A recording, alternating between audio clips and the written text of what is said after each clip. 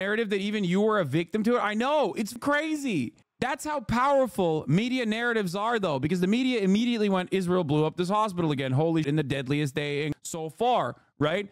And then they all apologized for it and immediately took Israel's word for it. And then that was over. Everyone was like, oh, I told you so. You're wrong. It's like, there is no proof. All the proof that Israel presented was immediately falsified, like immediately.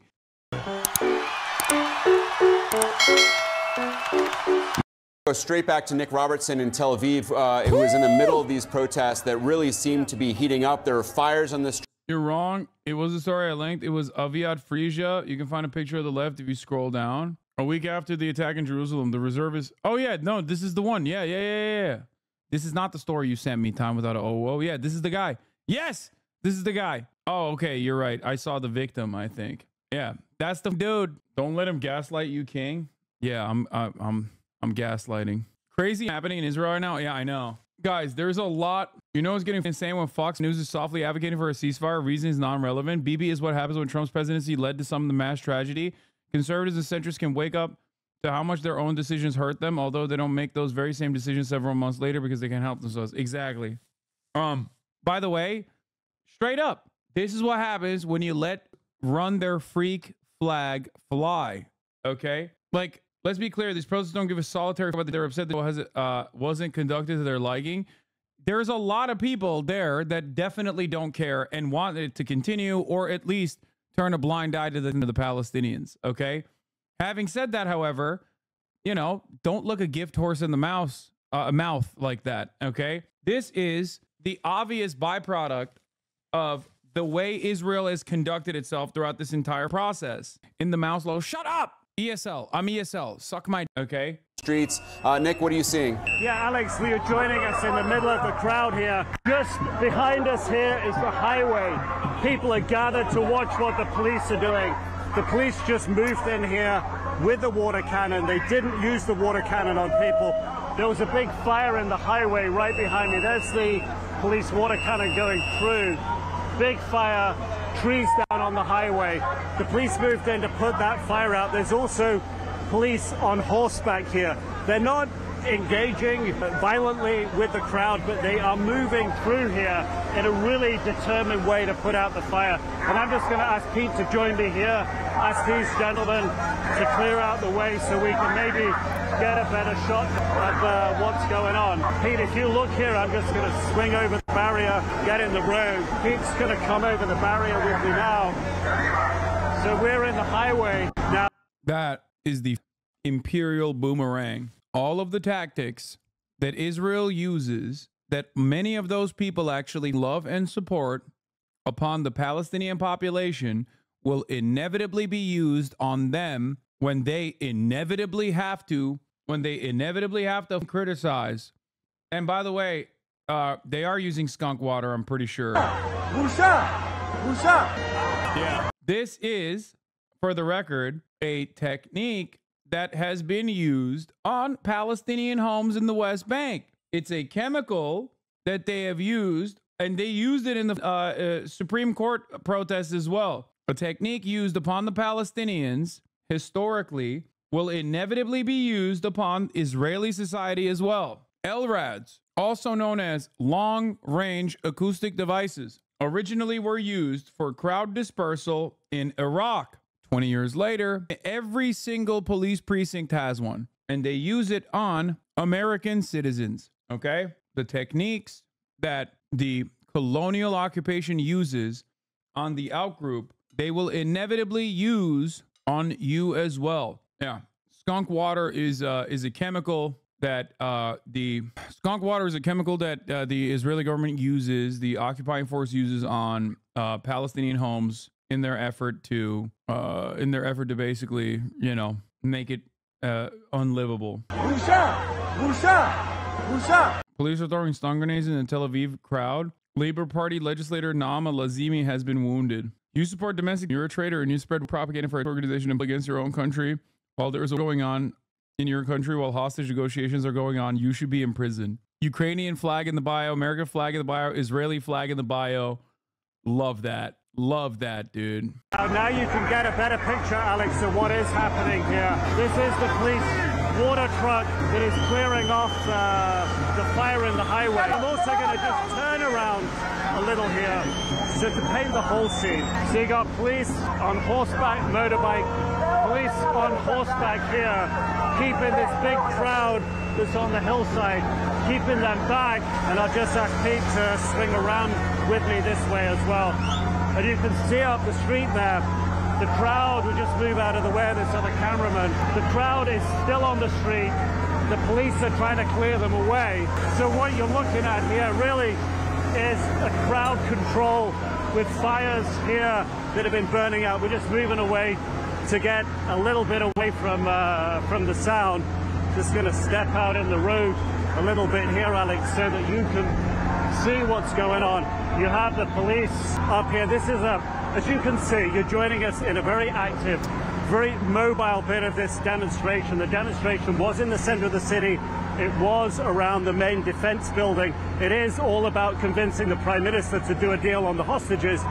But here you have line of police vehicles, policemen on this side of the road over here, and here you have the crowds. So it's moving. A few minutes ago, the focus was down the road there where we were 100 meters away, 100 yards away. Now the crowd is here. Listen, call me a utilitarian, but if Israelis are going to riot, I'd rather have them riot on behalf of a ceasefire negotiation than a pro-riot where they are trying to actively free a couple Israeli prison guards that were detained when they the Palestinian in the Sderot Taman. You know what I mean? I'll take this riot over the other ones every day. Great.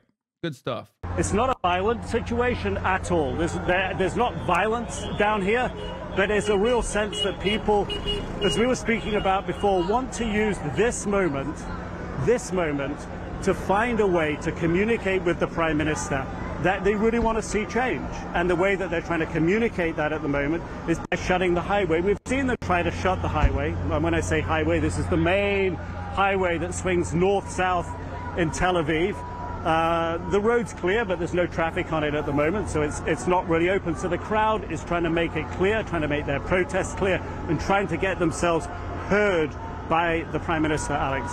Nick, these scenes are certainly something that would like to see, these deep divisions among the Israeli government and the Israeli people. But this anger from the Israelis, Netanyahu has been... Bro, are you Benjamin Netanyahu? Like, you're in America, man. You are not, like, why are you representing? Like, that is a crazy statement from CNN or from Jake Tapper. It's like, you are in America. You're an American citizen. Do your job and cover the news.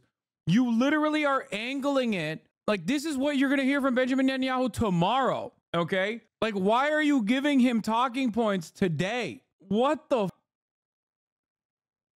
He's literally just like repeating what Benjamin Netanyahu is going to say tomorrow, what his supporters are saying right now. That's crazy to me that a guy is literally outflanking Israeli PR spin. Wow, these protesters are really giving everything that they want. You're insane. American media is insane, bro. That's insane. Are you Benjamin Netanyahu? Why are you saying that? Been on full display for months. We've all been in those protests, but as you were saying, Nick, this may be the biggest series of protests that we have seen yet, coming on the heels of this horrific news of these 6 hostages who were. What are the people out there telling you in terms of why they believe that their prime minister has not agreed to a deal or not done enough to reach a deal that would bring the hostages home? Bro didn't take one step away from saying protesters are. He said the protesters are doing bidding, chat. He literally said that. This is akin to being like, these protesters are. I'm losing my mind, dude. Yeah, all protesters are, even the Israeli ones. Yeah, they must be funded by Iran. People here believe that the Prime Minister is looking out for his own political career and future, because if there's a deal and the ends, he could find himself out of job as Prime Minister. If there was an election, he probably, or his coalition probably, wouldn't be re-elected. And if he was no longer Prime Minister, then he would face a number of charges that are stacked up against him and pending. he can't be charged, and those cases can't go while he's prime minister. So people believe that he is holding on, not just as he says, because he thinks this is the best way to defeat, but because it's his own political career that's at stake. Those are the charges that many people believe and level against the prime minister. And certainly Yahya of absolutely studies the political situation in Israel. He spent many years learning Hebrew while he was in jail, studying how the politics here works, looking at where divisions are, and is trying to exploit those divisions. He sees the potential to create discord. He sees the moments where he can try to use the people of Israel's pressure on the prime minister. This is a tactic.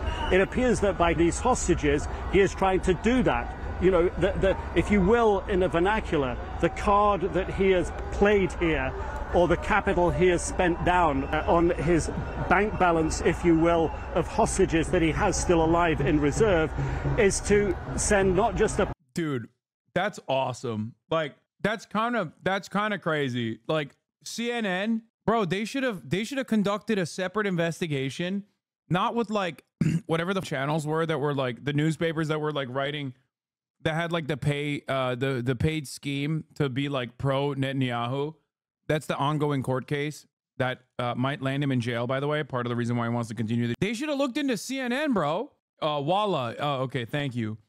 Yeah, they should have looked at like what he did to CNN, because oh my God, like them's got CNN moving like Fox News, bro. This is crazy, dude. What the? My man, straight up, I shit you not, this is something Israeli media would never say. America is the really giga grand evil supreme lord holy. Like, imagine looking at a crowd of Israeli citizens who are like, bro, our friends are dying. We need them out. Okay.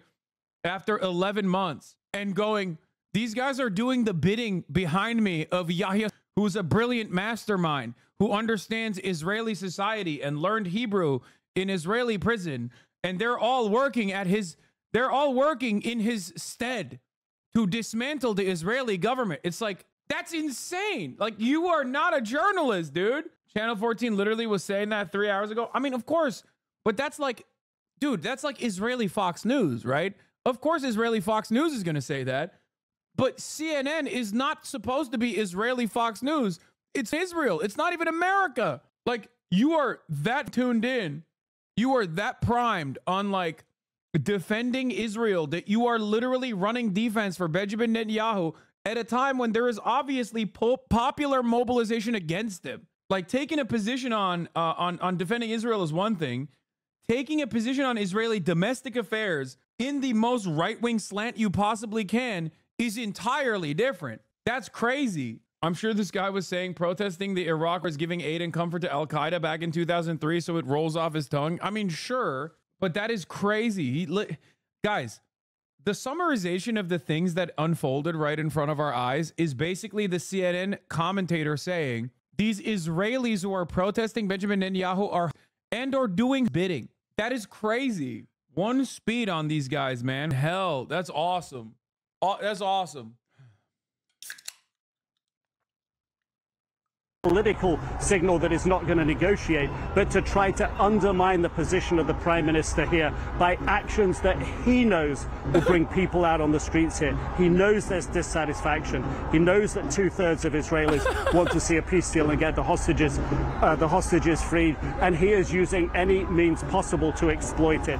That's what he does, and that's one of the things that we're seeing manifested here. But rest assured and understand that people in Israel are acting from their own feelings and their own passions and their own anger with the prime minister, that he is not following through on the job that he was voted to do in their opinion. In a new election, he would not be prime minister. That's what they believe. Nick, it does appear that the news of these six hostages has sparked something bigger in terms of protests than we've seen in recent months. And it resonates with so many people here because it exemplifies everything that they feared was going to happen. The fact that the prime minister, they believe, was digging in too hard and being intransigent on his side of the negotiations with, it appears.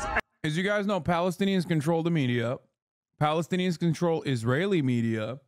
Palestinians control every sector in Israeli society. And there they are, using their unique machinations once again. The puppet masters, the strings in the hands of Yahya. It is so crazy. It will never not be insane to me that like the arguments are damn near identical to what like literally said about Jewish people. It's so wild, you know. They don't say cabal. They don't say cabal. That's the one thing that they don't say. The Palestinian cabal. 6 hostages, young people who were at the Nova Music Festival for the most part.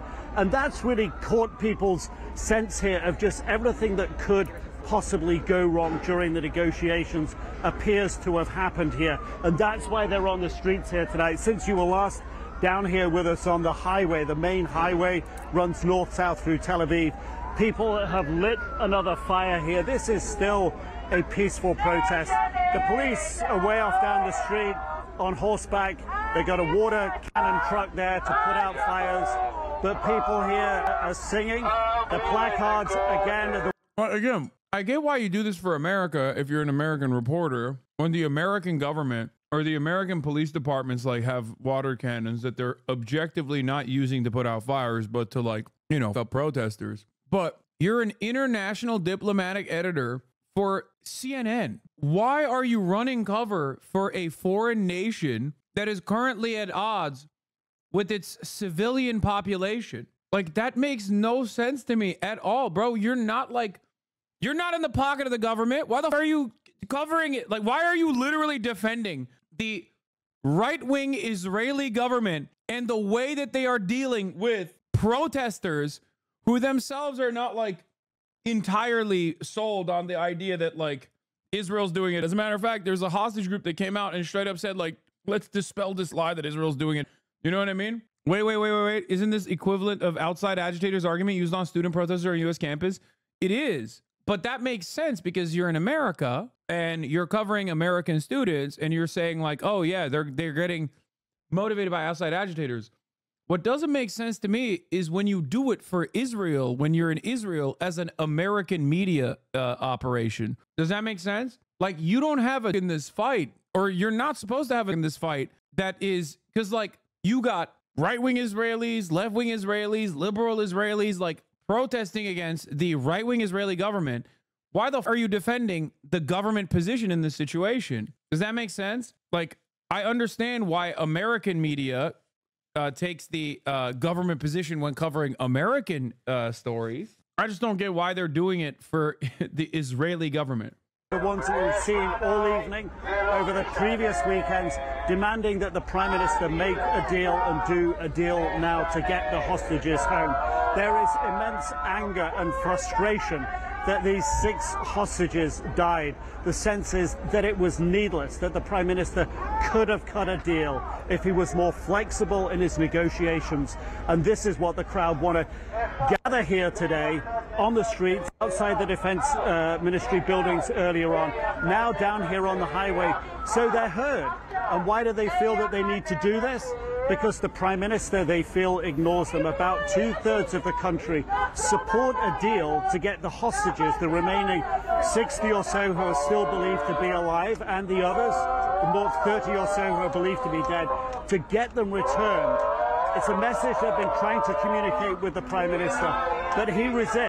I like that the attitude in every like Western and Western adjacent theoretical democracy is always the same, where sometimes I genuinely feel like if there is popular mobilization for a certain position, the governments by definition are like, nah, we're not going to do that. Like, it feels like 2/3 of the population want a ceasefire done in Israel. And the government's like, nah, you're good. Nah, you're good. Don't worry about it. I'm not going to do it. Like, it feels like it's the same principle in America as well, where we got like 2/3 of the population that's like, dude, do the ceasefire. Dude, do something, like deny weapons transfers, like anything to just make sure that the Israeli government does this ceasefire deal that is directly what 2/3 of the Israeli population want. And both of our governments are literally looking at that and going, no, actually, I'm not going to do that. How about no? Oh, you want something that is reasonable? No, I don't feel like it. Like, what the f is going on, dude? At this point, it's got to be like a habit thing. Like they're just like, yeah, best I can do is suck my. That's what both of the governments are responding as. Sounds familiar for many Western democracies? Yeah, but it like, at this point, it literally feels like they're doing it on purpose, where they're just like, oh, you guys want something really bad? Yeah, we're not going to do that. And his cabinet is still backing him on his decisions. So they're taking to the streets. Tomorrow in Tel Aviv, the municipality here will be going on strike. Some of the big unions across the country will be going on strike. These are the instruments on the streets here. These are the instruments that people in a democracy have to show their... Dude, this is so funny to say. You know why. Stop acting like you know why. CNN has been owned by Jewish Americans forever. Now, obviously, this is like a nick thing to say, right? But it's additionally funny because we're watching like tens of thousands of Jews in Israel protesting against the Israeli government and not having their demands met. What a perfect demonstration of how they are. Like, literally look in front of your eyes. Look at the title of the CNN breaking news coverage. Look at the Chiron. Like, they're so, dude. Like, okay, Jews control the media. What about the Jews there in front of you? Like, where is this monolithic Jewish force when you're currently watching? Why am I? Well, because you're saying you know why Jews control the media. That's the thing that you're trying to say. And it's a sentiment. Even if you don't understand it, you're repeating statements. But it's additionally funny because we're watching, once again, a ton, like tens of thousands, if not hundreds of thousands of Jews in Israel protesting against the Israeli government and not having their demands met. If Jews control the media, why aren't they controlling the narrative? Which Jews? Why are they not of one mind, as you claim? Like any other story, obviously it's still, but like in any other circumstance, at least you couldn't be immediately disproved by just looking at the screen of what is going on. They're so, dude. Does he think Ted Turner is Jewish? No, on the 4chan list. On the 4chan list, he is suspected Jew.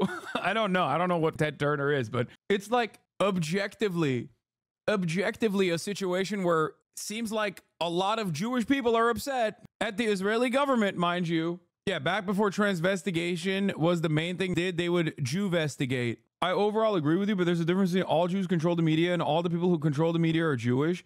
No, there isn't. It's a distinction without a difference. Because the people who control the media are not Jewish, dude. What the? There's also literally Jewish people on the street. Oh my God, we're done. Okay. This is so. Take a week off. You might actually be convinced in a more meaningful direction. The other one was definitely straight up just Nazified. We might actually just perma you. Never mind. It's just, oh my God. Aren't most media exec wasps anyways? Yeah, they are.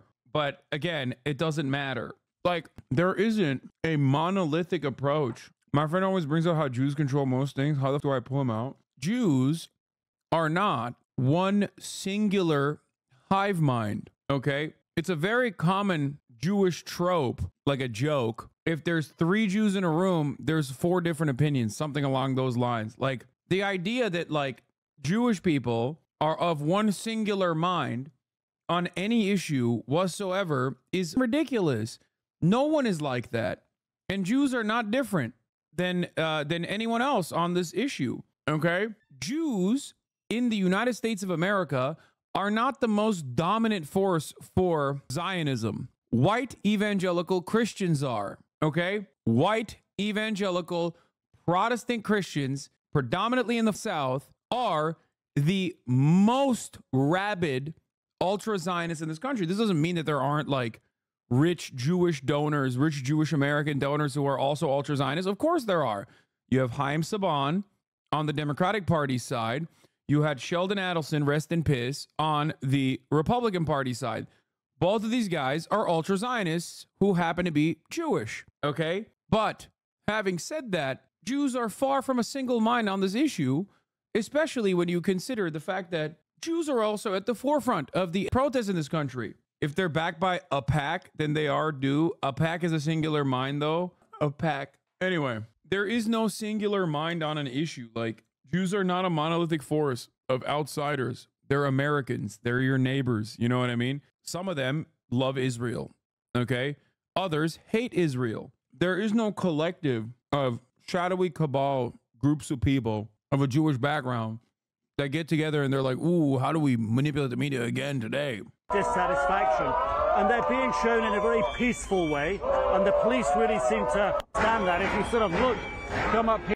I know what you're saying. There's a percentage of Jewish people who don't really believe in Israel, but they are not at the forefront of the resistance movement. I'm sorry, that's giving too much credit. No, that's not giving too much credit. Obviously, this is first and foremost led by Palestinians, Muslims, Arab Americans, but there are a ton of Jewish groups, and they do not represent a tiny, minuscule percentage of Jews either. Okay? Arguing is literally a Jewish value. Hasan is being paid by the Jewish media, paid off by Jewish media. Yes. I feel like I accidentally turned on haha so much yelling. I love that this guy on the 21st of July used a pejorative only to turn around and say style things. Forefront means physically in this case. They choose to be at the forefront of most protests, so they're the most visible to counter media narratives. Exactly. They represent a massively disproportionate percentage of the leadership of the Zionist movement and are true allies. Yes, they do. And on top of that, they are a perfect demonstration. You are left-wing Alex Jones. I know. What evidence do you have for this claim? I can't believe people say I'm left-wing Alex Jones, and then literally they're saying that in an effort to defend the idea that no, Jews are a hive mind. Like you're doing Alex Jones. What is happening? I was teasing you, bro. Oh, okay. Good one, dude. You teased me. Color me teased, you know? The reason why I get mad at this is because there are people who call me left-wing Alex Jones who do unironically and unconditionally dick ride Israel so hard that they end up doing rhetoric. So I thought you were one of those. Yeah. Comparing you to Alex Jones is very common in the D community. I know, which is hilarious because ironically enough, they are so aggressively pro-Zionist that they do end up repeating narratives that Alex Jones and his kind repeat on a regular basis in terms of Jews being a hive mind on Israel. That's literally what they do. What they end up doing is be like, oh, well, all Jews are obviously unconditionally in support of defending Israel. Like, what the f do you mean? That's why if you actually criticize Israel or criticize Zionists, you mean all Jews. That's not correct. Bro, why aren't you participating in the Face Subathon? I thought you said you were a member. It's because the real Subathon happens at the top of the hour in this broadcast every day. Okay? At the top of the hour, there is a 3-minute ad break. It occurs when chatters immediately reach out to their pockets and subscribe as fast as they possibly can because they don't want to see those ads at the top of the hour. Here is the 3-minute ad break now. I'm actually wondering this now. Will the death of the hostages make American media even more hostile to Palestinian suffering? I don't think it matters what the American population says and does in terms of like being ignorant to the Palestinian suffering. Jesus died in Jerusalem. I repeat, Jesus died in Jerusalem. I repeat once again, Jesus died in Jerusalem. Yes, but Jesus died in Israel. I'm Jewish, and the armed security guards that I see at American synagogues are becoming more and more looking by the year. We have a bald, tatted up, skinhead, hick-looking guy with Punisher tattoos and skeleton arms over him. That's funny. I mean, it's up, but what is this guy saying? I don't know why he's saying this. Blaming the Jews for the death of Jesus, I think. Oh, I don't know, but I like what this guy's cooking up. I'm sure he'll give us some fantastic insights. Here and look down the street, still people, and this is what it's about. It's about the hostages. It's about the women, about the girls. This first phase of the peace deal was supposed to see 33 people released. It would have been the elderly, the very young, the sick, and all the women. And there have been videos of these young women being beaten and brutalized on October 7th. And that's why people are here. They just want their message to be heard and acted upon. Alex? Yeah, certainly adding to the pain and anger is the knowledge out there that there were at least 3 of those 6, Israeli-American Hirsch Goldberg Poland, and 2 of the women who would have been released in the first phase of a ceasefire deal, which has not yet been reached. Prosecutors. He said Israeli occupation hasn't been any hospitals and earning laughs of disbelief from the audience. Here, this is Benny Morris. For arrest, not just for leaders, but for the Israeli Prime Minister and the Defense Minister for them against humanity. And he says he has mountains of evidence. We've all seen with our own eyes the Israelis in commit on camera, unarmed people who are carrying white flags, blow up apartment buildings, drop £2,000 on crowded refugee camps. Can we at least agree, Benny, even if we're going to disagree on that Israel has committed numerous since on October the 7th? I'm fairly sure there have been, but the itself is not, as the attack on Israel on the 7th of October was. It was from beginning to end. The aim was to kill as many civilians as possible, which they did in accordance with the charter, which is to basically every Jew you can get hold of in Palestine. But I didn't ask about the aim. I asked about the acts that are being committed. As I said, probably there have been, as in all.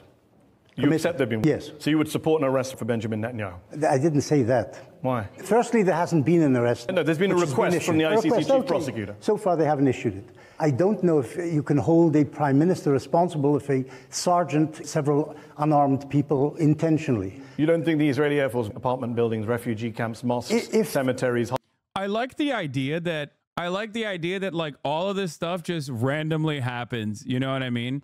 And that the ICC and the ICJ aren't like conducting a broad, thorough, albeit still probably heavily influenced by Western interests, analysis on the matter before coming to certain conclusions. Like they're not hysterical college campus activists in the way that these guys try to present them. Okay.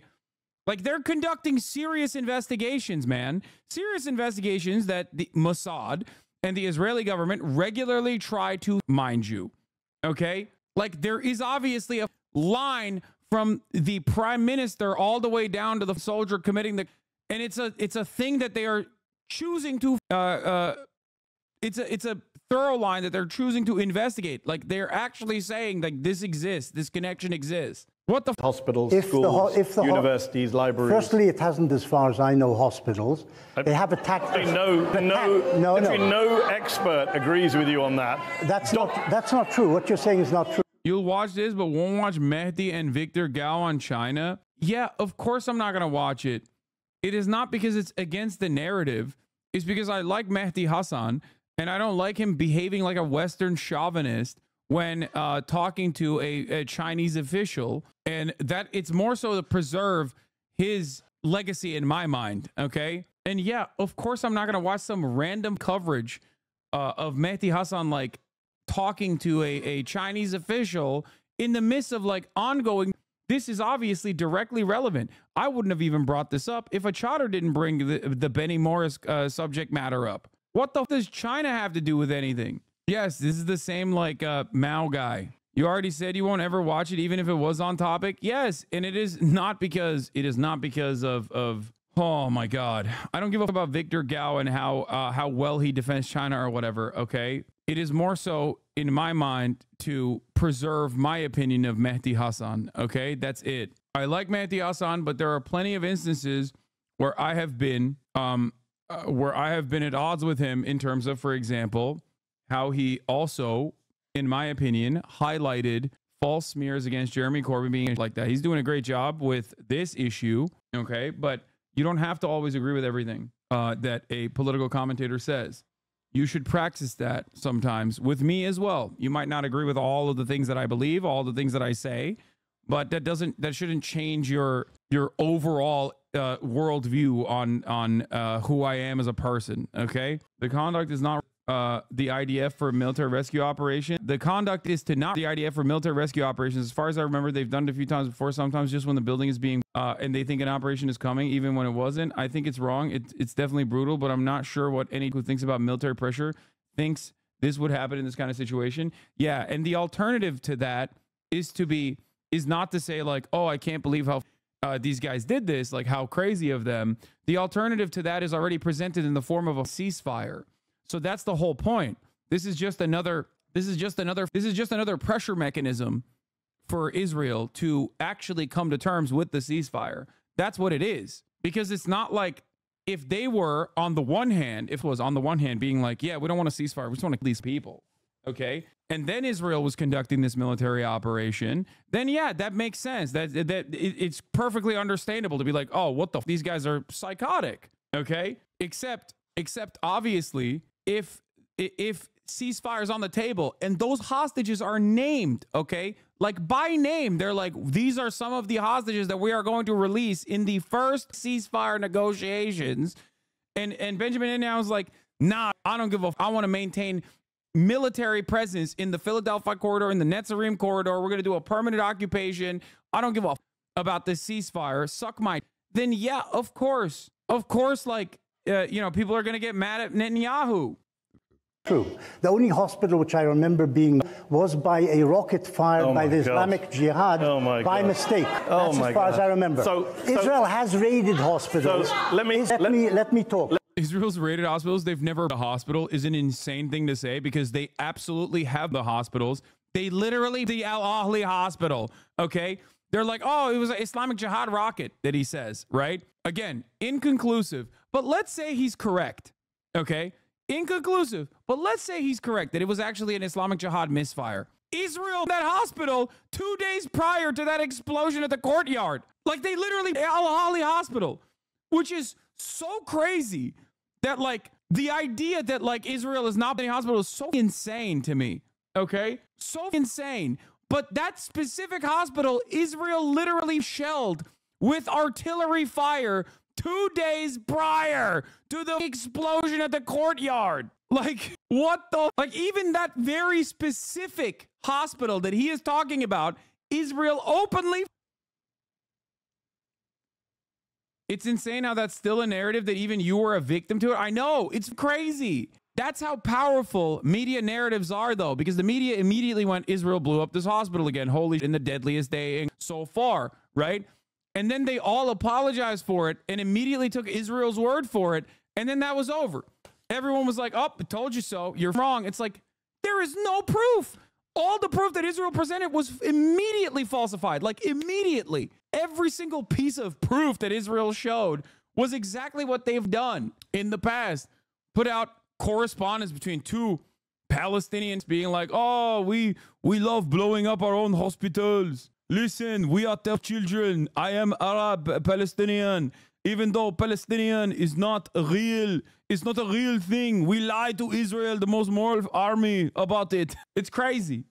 Israel has raided hospitals, but with infantry. Let me ask you this question. Found people in their headquarters, inside hospitals, under hospitals. Actually, we've never seen the headquarters that Benjamin Netanyahu put a beautiful Bond movie video out for. We've never actually seen that from underneath Al-Shifa. It's been several months. We're still waiting.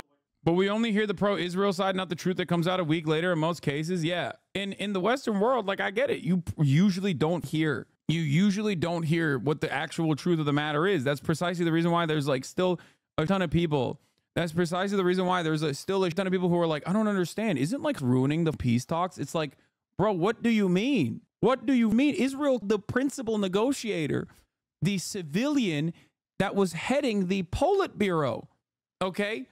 A diplomat on Iranian soil in the midst of the hostage negotiations that he was partaking in. There is no better display that you don't want the ceasefire to happen than doing exactly that, okay? It's so crazy, dude. It's so crazy. Like what? The wildest part about it is that, like, what more do you want to hear?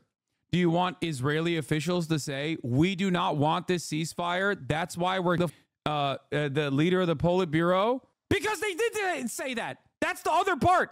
Like, there is, like, word for word, Benjamin Netanyahu has, for the past, like, 3 months now, openly been like, there's no ceasefire. Get the f out of here. We're not going to do a ceasefire. You're going to give us the hostages and we're going to keep you. He has said that bar for bar pretty much every day. He said that to Israeli citizens. He said that to anyone that will listen. And America is like, man, really this up, dude. Really the ceasefire negotiations up. Bro, Benjamin Netanyahu said it to the hostage families. He said it in Congress. He keeps saying it. He keeps saying, no ceasefire. What the f are these guys talking about? And America is like, no. We're working tirelessly around a ceasefire and it's ruining the talks. You know? It's crazy. Like, he has telegraphed time and time again that he does not want a ceasefire, okay? And he keeps adding like new protocols, new provisions, all this onto the point, onto the conversation that already is like, that is a done deal, okay? And it's wild that Americans are still, by and large, deluded by our media into thinking like, oh, well, I read in the news that it's actually. Anyway. Over the last 10 months, it's absolutely brutal. To your question, now, it is true that reportedly some of the hostages have been slated for remember, release. This it's is been reported. Hey, guys, remember, this is the hospital Al-Shifa that Benny Morris is talking about. which Israel definitely didn't. We're here in what used to be Shifa Hospital in the north city. Hospitals should always be... Hospitals just kind of do that, though, to themselves when they're under great distress, so... places of safety. Hospitals should always be protected, places of healing. And yet I'm standing around in the midst of utter devastation. Shifa has literally become a graveyard. There are bodies still in this courtyard. The buildings have been completely... This is Al-Shifa. This is one of the major hospitals. This is the one. This isn't Al-Ahli. He's talking about Al-Ahli, okay, which is the other hospital that was also, again, that was blown up. This is the major one that's supposed to have a headquarters underneath it, okay? One of the largest hospitals, the largest hospital in the city, if I'm not mistaken. Yeah, this is what they presented it as. This is why they had to do that to it. Because, hey, we made this like 3D rendering. Remember, chat, remember this is what they said was under the Al-Shifa hospital? You remember that? Oh, my God. That Hirsch Goldberg Poland was one of those names that had been approved for release, and that the deal had continued to be held up because Prime Minister Netanyahu had refused on that point of having Israeli troops controlling the side of the Egypt border, also known as the Philadelphia corridor. Let's start in where the Israeli military has confirmed that 6 bodies found in a tunnel in the city of Rafah were those of hostages held by after the October the 7th attack. It's named them as Israelis Alexander Lobanov, Almog Sarusi, Eden Yerushalmi, Ori Danino, Carmel Gat and Hirsch Goldberg Polin, who was an American citizen. He had appeared in a video with an amputated arm. You want to know that something that's crazy? That hospital that you saw, that shell of a hospital you saw, it's still in operation, by the way. Like, as of today, Al-Shifa Hospital is set to resume operations in its emergency and accidents departments today. This development is a testament to the exceptional determination and perseverance that medical teams exhibited. Because what the f are they supposed to do? They have nothing. Okay? The hospital was multiple times by Israeli forces in November, severely damaging its infrastructure. It was placed under siege by Israel in mid-November, 5 times in 24 hours, and by November 11th, it was forced out of service. Al-Shifa reopened 3 operations theaters within its surgical unit. These were primarily used for trauma cases. The hospital also maintained essential services, including emergency care, basic laboratory and radiological facilities, post-operative care, and a dialysis unit. Israel stormed the facility again in March, putting it out of service forever, according to his acting chairman. They look out of the hospital. There's like, most of the hospital compound is like a shell, and the rooms that are standing, they're still trying to utilize. The craziest part about it is that Israel uses Palestinian resilience, okay? And the perseverance that the Palestinians exhibit every day, surviving against all odds, as a testament that they're like, we're not doing it. Look, see, they still have one of the 8 buildings that isn't completely carved out, and they're still trying to operate out of those buildings.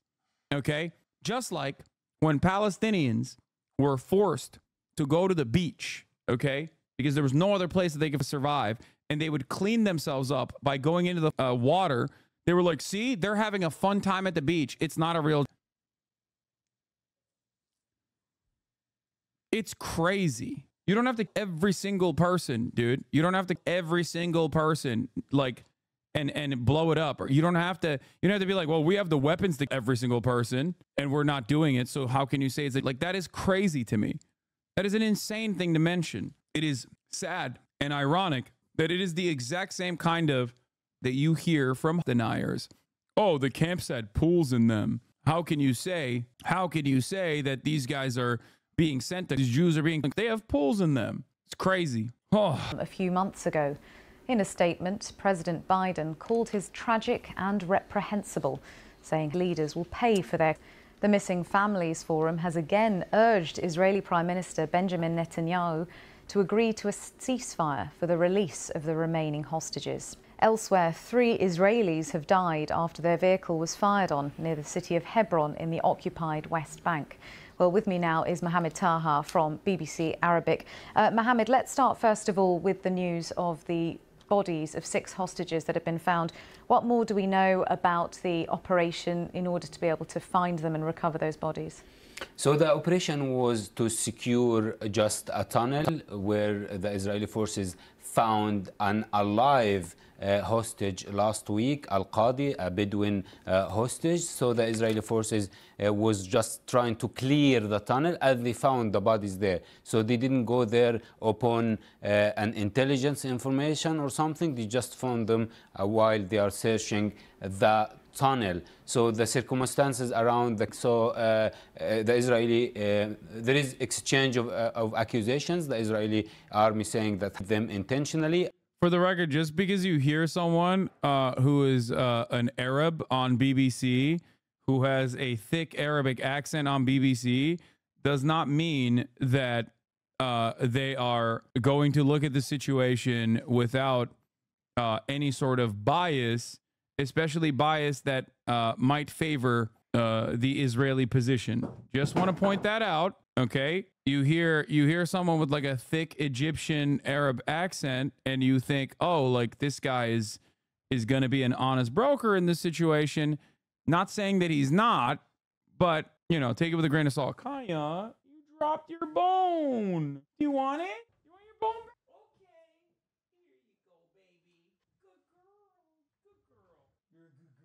And the Israeli Prime Minister Benjamin Netanyahu just issued a statement a few minutes ago saying that we will continue to free all hostages and Israel will not rest until we reach. That means, you know, he's inciting that the military operation would continue, but issued also a statement, and they said that they were in an Israeli shelling, and they said that what they described as practicing and the support of President Biden to Israel. Okay. From October 7th till now, one of the main justifications for the IDF operations was that it would just put more pressure on to cave to Israel's negotiation regarding hostage deals. It worked at first, but after the first few pauses in fighting, it hasn't budged. And yet the pressure stopped benefiting the negotiations and started to directly or indirectly literally more of the hostages than it could save. I'm not going to praise the organization and some of my people for their resilience, but I'm certainly going to laugh at the IDF for their incompetence and be disgusted anytime someone in my immediate vicinity says anything positive regarding this American model, people to save whiter people, hotbed of toxic, might makes right ideology. I'm sorry for venting in your chat. Hopefully it was insightful to someone. Kaya was staring at you. Yeah, it just doesn't, I don't think it worked. Like, I don't think the pressure worked at all. I think that I think that it was also a strategic, like it was open to negotiations, hostage negotiations from October 9, right? That much we know for a fact. And that much even Israeli media has covered now, right? At this point, not necessarily, you don't really hear about it a lot in American media, but like Israeli media has covered it. The reason for why they were open to it is because, one, they knew what was going to happen to, and they didn't want that to happen, obviously. And two, the reason why they were open to the hostage negotiations immediately, and did successfully conduct hostage negotiations, even including the unconditional release of the first Israeli hostage, which was the old lady, if you recall, was because they knew that once Israeli society saw that the peaceful way of releasing hostages was something that they were willing to do, okay, they didn't want her. No, dude, it's not that they didn't want her. It's that they released the older ladies early on, and that was a literal unconditional release, okay? That they did an unconditional release of 2 hostages where they just said, they need emergency care. We're just going to release them.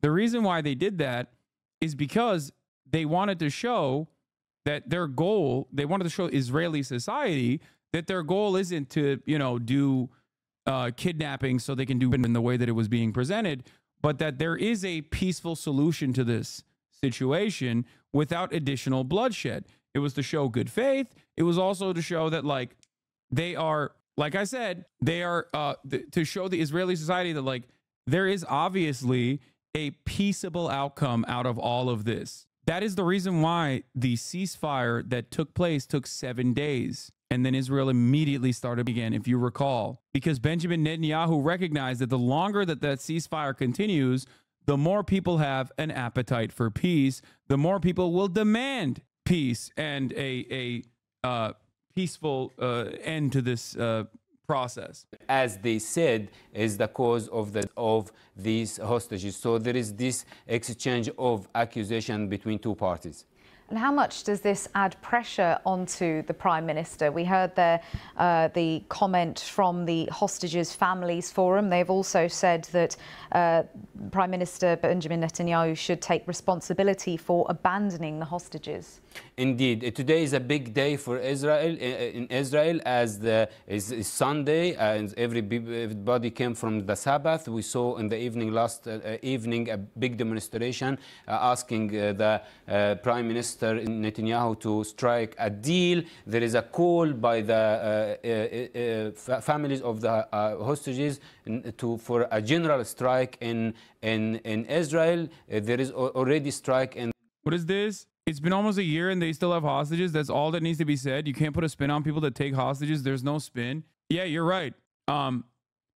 Which is precisely the reason why what Israel is doing is unconscionable, considering that they have 10x more hostages, or 10,000 hostages at this point, inside of Israeli detention, which is kind of part of the process of the hostage negotiations that are ongoing, which is to release the Palestinians that are being held hostage in Israeli detention facilities. You're right. Is that the attitude that you share for the Palestinians that are also being held in detention? Or do you think they deserve it because they're chatter? Do you have a spin for that? This is where you say Israel is a democracy. They have a democratic process, even though they don't. And then I tell you that it's actually military tribunal, and many of those 10,000 people are just unjustifiably detained permanently under something that the entire global international community regards as illegal, especially to add insult to injury on soil, Palestinian soil that they operate in, that they occupy illegally. Yeah, 99% conviction rate at a military tribunal. I've had this conversation with people far than you and people far smarter than you a million times over. I know exactly what you're going to say before you say it. Okay? What a ridiculous thing to talk about in a country that had a month ago pro-riots, January 6th style pro-riots. One of the main rapists in the Sde Taman concentration camp, okay, where 40% of the Palestinians detained from the Strip are literally released in a week, where people are being tortured. And one of the rapists that the Palestinian did is now a television star. He's a TV personality now for raping a Palestinian.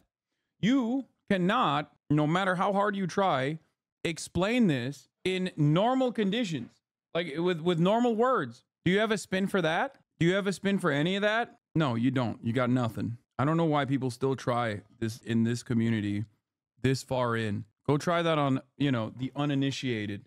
In the secondary school, it's supposed to start today, and it did not start. And they are calling the labor syndicates or unions to call for a wide strike to try and make this moment where they found the bodies of these hostages a turning point to try to convince the Israeli government to do some action. The Israeli Prime Minister cancelled the annual the weekly meeting of the Israeli government that's happening every Sunday morning. He canceled this meeting, and there will be a meeting on 4 p.m. local time to address the issue. This meeting was called by the Defense Minister Yoav Gallant, who was vocal about his disagreement with the Israeli Prime Minister Benjamin Netanyahu on his approach of insisting of having permanent military presence of the Israeli forces.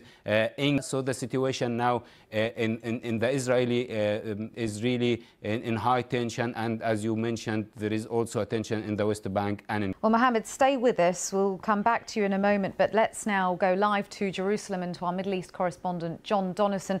John, we were talking there about the divisions in Benjamin Netanyahu's cabinet. How much does this latest development add to that? Well, I think Mohammed's right. It reflects the divisions within the government, but also the divisions within Israeli society. Benjamin Netanyahu, in his short statement this morning, said those who hostages do not want a deal, referring to the allegation from the Israeli military that these hostages were brutally, in their words, by shortly before the bodies were found.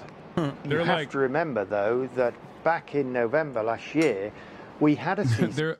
I mean, they're right. He's right when he says that. It's just that when you look at the numbers, who's responsible for of more Israeli hostages in Palestinian captivity comes into mind. The answer, of course, is Israel. So he's technically right, you know, when he says those who hostages don't want a peace deal in mind. He's not wrong.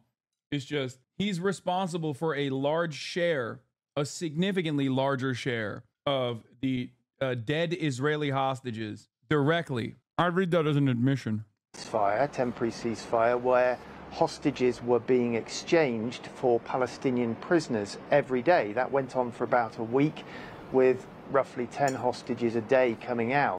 Like, I knew everything I needed to fucking know on October 8th, dude, when there were Palestinian resistance groups still firmly holding positions inside of inside of the Israeli borders. And Israel's first reaction wasn't to secure its own boundary, but was instead to, okay, you do not do that if you want to actually secure the hostages. As a matter of fact, Israel also blew up their own hostages in the extraction or during the process on October 7, when Palestinian resistance groups were trying to take hostage Israelis to bring them back to. They started blowing people up, their own citizens, on October 7th. You can say fake news all you want, dude. Go read one singular Israeli article. Jesus Christ. This does not mean that they like the majority of the Israelis on October 7th. I'm not saying that. I've never said that. And early on, when reports were coming out, I didn't jump to that conclusion either. What I'm simply talking about is they started immediately. That was the truth. You don't do that if you are trying to secure the lives of Israeli citizens, okay? You don't do that. And a lot of questions being asked about why didn't Israel continue with that process for a longer period. And yeah, then Israel admitted to everything that I'm talking about, by the way. It's like crazy that people still call in the question something that seems so unconscionable. It's like the top of the hour ad break. It's like that. There's no way this guy serves a 3-minute ad break at the top of the hour. That's unconscionable. But I do, okay? At the top of the hour, I do that. I serve it. Now, if you no longer want to see those ads, all you need to do is subscribe, which you can do for $5 or for free with a Twitch Prime or by getting gifted a sub. Here's a 3-minute ad break now. Some of those who we now know have died might have been freed. There's certainly the hostage families forum saying today that the people whose bodies have been found today would have been alive today if a hostage deal could have been done. And we have heard reports, haven't we, of Mr. Netanyahu's defense minister disagreeing with him as well and accusing him of putting his emphasis on deploying IDF in the Philadelphia corridor over the hostages. What more can you tell us about that? Just so you know, Barak Hiram, the guy who ordered the shell 12 captives in a house in Bay Area on October 7, full Hannibal, is being promoted by Bibi to the top commander of the division. It also turns out he's a right-wing messianic freak. Who could have guessed? I mean, best commanders, dude, are loyal servants, you know? Loyal soldiers to the cause. It makes sense. Yeah, well, the last time the Security Cabinet met earlier this week, there are reports of a shouting match between Yoav Gallant and Prime Minister Netanyahu. Yoav Gallant saying that this insistence on leaving Israeli forces in the Philadelphia corridor, that's the border area between and Egypt, was blocking a deal. That is something that Mr. Netanyahu has insisted he is going to pursue and continue with. You have to remember that within his government, there are also more hardline elements who want Israel to be doing more militarily and have said they will resign from the government, bringing the government down if a ceasefire deal is done. And I'm talking about Itamar Ben-Gvir, the hardline national security minister, and also the finance minister, Mr. Smotrich, who have said they will pull out of the government. So he is torn, Mr. Netanyahu, as he has been now for months, of trying to keep his government together, but also the pressure building for a ceasefire deal, not just from diplomats, but also from Israeli citizens and in particular those hostage families. And John, we have also been hearing about 3 Israelis who've been after their vehicle was fired on near the city of Hebron. What's the latest on that? Yes, well, it looks to me that for the past 4 or 5 days there have been intensified Israeli military operations in the north of the West Bank targeting Palestinian militants. At least 20 people have been in those raids and strikes on Palestinian cities, and Israel says it's trying to protect its citizens from attacks. Well, in the south of the West Bank, near Hebron, which is the biggest Palestinian city in the occupied West Bank, 3 Israeli police officers were in a shooting attack overnight on their car, and we've not got the details of their names. Hebron, by the way, is obviously the absolute worst in terms of like the way that like some of the most rabid freaks, some of the most rabid settler freaks are in Hebron. Someone said friendly fire. I don't know. I mean, potentially. I wouldn't be surprised. I actually would not be surprised because, for the record, that happens in the West Bank all the time. It would not be the first time this happened in the West Bank. It will not be the last time it happened in the West Bank. They have armed the out of these inbred hicks with American weapons, and they're unhinged. And they quite literally, the settlers, quite literally, Israeli citizens. There was a settler that a Israeli police officer, like a couple months ago, straight up, the Israeli police officer like shot a Palestinian kid who I think was like, who had scissors or a knife or something. He was like doing a knife attack. And then a settler straight up walked up to him and shot him. Thought he was Palestinian. You want to know something crazy? They originally weren't going to prosecute him. And then the public was mad as they were like, what do you mean you're not going to prosecute me? Cop. Yeah. So they had to detain him. Look it up. Real story that took place. A settler shot a Palestinian from point blank range in the village of Tawani. No, this is not what I'm talking about. No, there was either like off-duty cop, or I think he was like literally a cop, and a settler teenager shot him. Some of the worst for sure as far as the occupation's effects go. Some of the most radical settlers are in Hebron and its surrounding area, like all the outposts in Masafariyata, infamously brutal raids dating back to the Second Intifada, and of course the closures in H2, which is pretty much a ghost town. A West Bank settler shotting a cop a couple months back. Yet, but certainly that is another dangerous development in the West Bank, which is that there could be in the West Bank similar to what has been happening for the past 10 or 11 months. John, thank you. That's our Middle East correspondent, John Donnison, live in Jerusalem for us. We begin with Chief Foreign Correspondent Trey Yingst in Tel Aviv, Israel. And Trey, we understand. I just want to point out a really effective solution for cops, soldiers, pretty much anybody that doesn't want to get in the West Bank.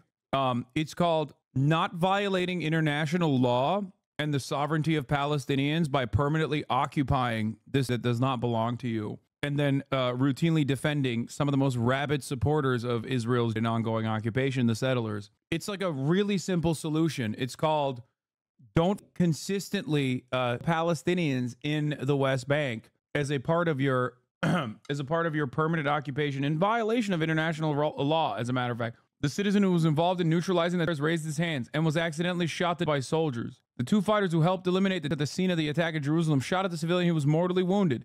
The citizen was pronounced at the hospital, thus increasing. No, this isn't it, by the way. This isn't even it. Dude, this happens so frequently. Holy. I remember the dude, Israeli settler, Palestinian teenager in Hawara. No. There was a Israeli settler in the West Bank that shot an Israeli cop. Okay, it's fine if you can't find it. There's a million of them. You're sending me all the other ones. It's okay. It happens so goddamn frequently. It was an ex-cop, I think. Yeah, it might not have been a current police officer. It might have been an ex-cop.